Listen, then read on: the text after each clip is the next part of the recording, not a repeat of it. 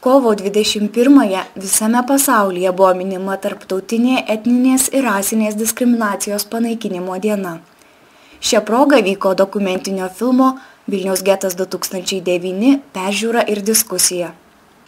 Manoma, jog Lietuvoje tokia neapykantos forma neegzistuoja, nes kitos rasės žmonių nėra daug, tačiau realybė kitokia. Romai Lietuvoje jau daugelį metų lieka užribyje. Pastaruoju metu viešojoje erdvėje pasirodė daugybė neigiamos informacijos apie Romus. Pogromus primenantys Romų persekiojimai Švenčionėliuose, namų griovimai Vilniaus Kirtimų gyvenvietėje, iškreiptos istorijos apie Romų neva nepriimamus socialinio būsto pasiūlymus. Taip pat pasigirdo kalbos apie tai, kad iki 2014 metų pabaigos apskritai nebeliks Romų gyvenvietės Vilniaus Kirtimų rajone. Šią atskirties problematiką iš arti pažino dokumentinio filmo Vilniaus getas 2009 kūrėjas, žurnalistas Audrius Lelkaitis. Prieš 3 metus sukurtas filmas apie Romų gyvenimą Kirtimuose aktualus iki šiol. Tai filmas buvo sukurtas 2009, dabar yra 2012 ir situacija iš esmės visiškai nėra pasikeitusi.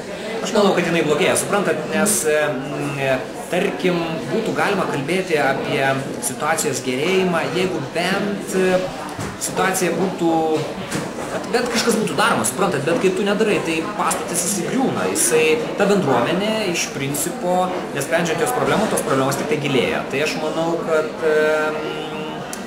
suprantat, o jeigu tos problemos nesprendžiamos, reiškia mūsų visuomenės problemos nesprendžiamos, nes aš pasikartosiu, kad realiai tai yra mūsų visuomenės problemų koncentracija. O gal buvo minčių kurti antrą filmo dalį? Suprantat, nesinori kartotis, nes, pavyzdžiui, esmė kokia, jeigu, tarkim, aš dabar sugrįžimas ten po tiek metų ir mes pamatome tos herojus, kaip jiems sekėsi ir panašiai. Problema ta, kad, pavyzdžiui, mano vienos herojos jau nėra gyvųjų tarpe. Iškeldinti, kovoti. Tokia retorika vartojama, kai kalbama apie Romų taborus. Deja, nemąstoma apie tai, kas bus po to. Ši bendruomenė yra pavyzdys, kad Lietuva neketina integruotis į Europos Sąjungą. Pamirštinos ir nediskutuotinos Romų vaikų pastangos išsilaikyti gana nedraugiškoje mokyklos aplinkoje, bei suaugusių siekia įsidarbinti ir dėl to patiriamos patyčios. Neskaluojama, kodėl Romų vaikai, gimdami Lietuvoje, negauna pilietybės. Sulaukę 16 metų, jie privalo laikyti konstitucijos egzaminą. Dalis suaugusiųjų turi tik leidimus gyventi šalyje. Jie norėtų ištrūkti iš taboro, iš tikrųjų yra daug šeimų, kurie nori ištrūkti. Ir dirbti nori. Ir laukia, vis žada išgriauti tai, kurie išgriausti tą taborą, kad duos kažkokį tos būstus, bet jau kiek metų, daug metų vis žada, vis niekur nesulaukia. Niekur neminimi Romai, kurie dirba ir moka mokesčius, kurie gyvena kitaip, nors sėkmingų pavyzdžių nereikia ieškoti toli. Šiuo metu dirbu Maksimo, bet iš kurios jau žadu greitai išeiti ir greitai dirbsiu mokytojos asistentė mokykloje Naujininkuose.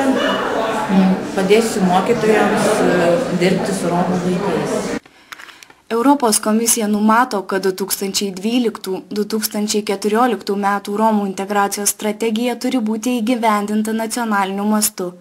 Tačiau kultūros ministerijos parengtame veiklos plane didžiausias dėmesys skiriamas tik gyvenantiems Kirtimuose.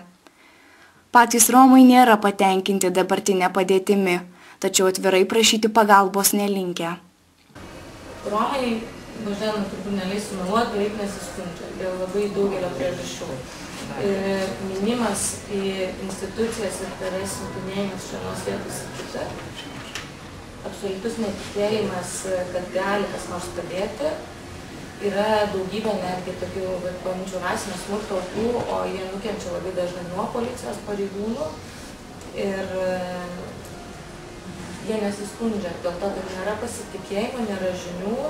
Lietuvoje vykdomos iniciatyvos ir užmojai yra gražūs, tačiau tam, kad Romų integracijos procesai iš tiesų pajudėtų, būtinas efektyvus bendradarbiavimas instituciniu lygmeniu bei didesnis savivaldybių dėmesys sprendžiant problemas kompleksiškai.